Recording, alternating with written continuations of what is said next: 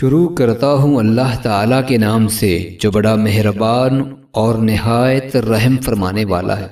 حضرت ابو ہریرہ رضی اللہ تعالیٰ عنہ بیان کرتے ہیں کہ رسول اللہ صلی اللہ علیہ وآلہ وسلم نے فرمایا، جسے کسی مفتی نے علم کے بغیر فتویٰ دیا تو عمل کرنے والے کا گناہ فتویٰ دینے والے پر ہوگا۔ سلیمان ماہری کی روایت میں مزید ہے، جس نے اپنے بھائی کو کوئی ایسا مشورہ دیا جبکہ اسے علم تھا کہ بھلائی اس کے خلاف میں ہے تو اس نے اس کی خیانت کی۔ یہ لفظ سلیمان کے ہیں۔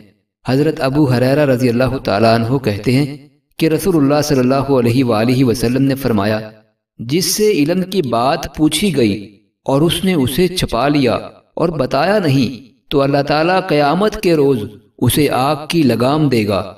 سیدنا عبداللہ بن عباس رضی اللہ تعالیٰ عنہ سے مروی ہے کہ نبی کریم صلی اللہ علیہ وآلہ وسلم نے فرمایا، اللہ تعالیٰ جس کے ساتھ خیر و بھلائی کا ارادہ کرتا ہے اس کو دین میں سمجھ عطا کر دیتا ہے۔